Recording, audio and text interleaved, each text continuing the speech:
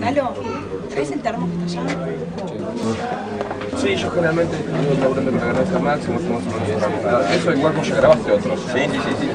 Obviamente necesito principalmente el clima de la noche y el clima del programa. No, te preguntaba por justamente eso, la cosa del público, si llega la gente, quieren vender libros y bueno. Exactamente. Entonces están Grandes todas editoriales.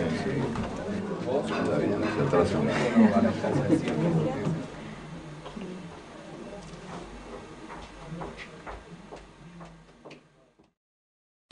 Y ahí en Ourense, al final de la lectura de Espejos, estuve firmando libros y no sé qué. Había un señor que me miraba fijo de lejos. Parecía enojado. Yo digo, me va a matar. Pero no, tenía la mejor intención del mundo, porque se acercó y me dijo, al final de todo, cuando todos se fueron, me dijo una frase espléndida. Me dijo, qué difícil ha de ser escribir tan sencillo. Y yo dije, bueno, lo ha dicho mejor que nadie, yo no lo podría decir mejor. Es muy difícil escribir muy sencillo. Claro que sí. Sí. Incluso hay quien cree que complicando las cosas es como se escribe mejor y como se deben decir las cosas. Claro, pero esos son los que dicen, bueno, ya que no somos profundos, seamos complicados. Mi viaje es al revés, es hacia la sencillez y la transparencia. Y es un viaje muy trabajoso, o sea, cada texto, cada una de esas paginitas breves que escribo. Recuerdo una anécdota tuya sobre Camila, sí. Cómo llegaste a una frase sí. de toda una historia, digamos, que había que contar ahí. Sí, claro. Fusilada por amor, sí. Uh-huh. Ella y el cura Ladislao, los dos. Ese episodio muy famoso del siglo XIX, era muy difícil de contarlo. En el segundo tomo de Memoria del Fuego, yo me encontré con ese desafío. ¿Cómo hago para contar una historia de amor así tan compleja? Y además, para no repetir lo que ya se ha dicho 1000 veces, porque Camila ha sido objeto de películas, obras de teatro, novelas, ensayos, todo, ¿no? Y entonces empecé a trabajar un texto de 20 páginas, 18, 15, 13, 9, 12, llegó una sola frase. Maravilloso. Que la frase dice, sí, ellos son dos por error que la noche corrige. Ellos son dos por error que la noche corrige. Pero llegar a esa frase me costó, claro, no te cuento cuánto. Claro que sí. Terrible fue. Bueno, pero ahí hay un trabajo desde una frase de tu maestro, Onetti, que me ha quedado, que es maravillosa. Va que él la atribuía a un proverbio chino. Sí, es que verdad. Vos desconfías de eso. No, ¿qué va a ser proverbio chino? Él decía esas cosas para dar prestigio a lo que decía. Que está bueno, sí, es un recurso enorme. No, entonces un día me dijo eso. Mira, hay un proverbio chino que dice que las únicas palabras que merecen existir son las palabras mejores que el silencio. Es una gran frase. Pero no es china, es de él.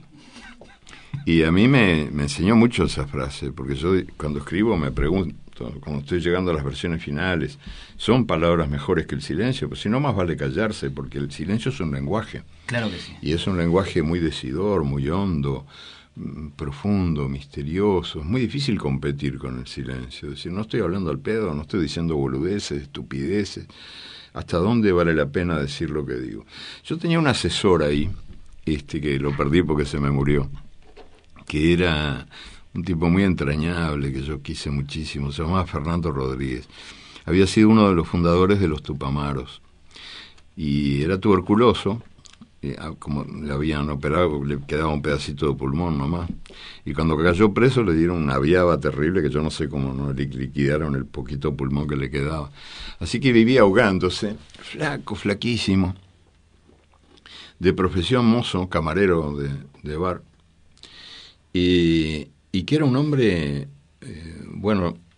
que no tenía prácticamente ninguna educación así formal, pero yo tampoco la tenía. Yo tuve 6 años de escuela, 1 de liceo, nada más. O sea que eso para mí no significaba nada. Pero era un tipo que había sabido andar los caminos de la vida y aprender de eso. Entonces yo le entregaba lo tuve viviendo en casa un tiempo muy largo, y le entregaba lo que escribía, y él lo leía y opinaba. Y me acuerdo con ese texto de Camila, Dios mío, que fue el que más trabajo me dio en la vida, que tenía que pasar por este cernidor implacable que era Fernandito. Y entonces leía una versión y me decía, todavía hay mucha piedra en la lenteja. Todavía hay mucha piedra en la lenteja. Yo le suplicaba piedad, por favor, que ya no podía más con ese asunto. Me rechazaba, decía, todavía hay mucha piedra en la lenteja. Qué linda frase también. También, sí, linda. Uno aprende las cosas así, ¿no? De los que saben. Claro, y sí.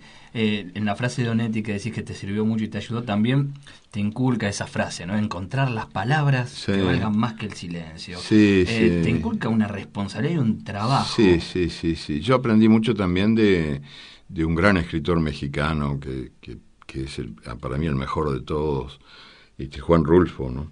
Que es el maestro de la palabra desnuda, que escribió poquísimo, un par de libros breves y nada más.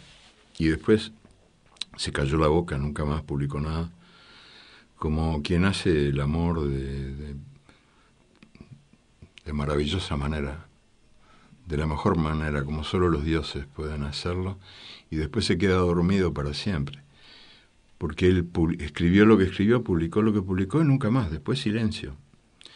Y él me enseñó muchísimo, tuve la suerte de ser su amigo también, y siempre me decía, se escribe con la otra punta del lápiz, porque en aquel tiempo había, ahora ya casi no se ven esos lápices que tenían el grafo en una punta y la goma en el otro, ¿no? Claro.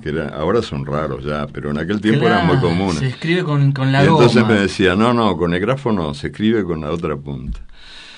Y después otro amigo chileno también que murió, que era como escritor no era maravilloso, pero era un gran tipo, compañero mío de borracheras inolvidables que tenía un libro de cuentos que él reeditaba periódicamente y le ponían la tapa de edición, edición corregida y disminuida. Le ponía, bueno. Edición corregida y disminuida. ¿Sabés que encuentro nosotros en el revuelto constantemente? La música es parte de lo que vamos diciendo, y a veces la música dice mucho más, y hablo de la música hasta sin letra, ¿no? Dice mucho más que las palabras. Es un gran lenguaje. Sí. Y noto tal cercanía en lo que vas diciendo, de escribir esto, ¿no? De escribir con la goma, a muchos grandes músicos que también decían que había que escribir la música sacando mucho artilugio, muchas notas. Sí, seguro. Y para poder decir mejor. Sí, claro, es muy difícil.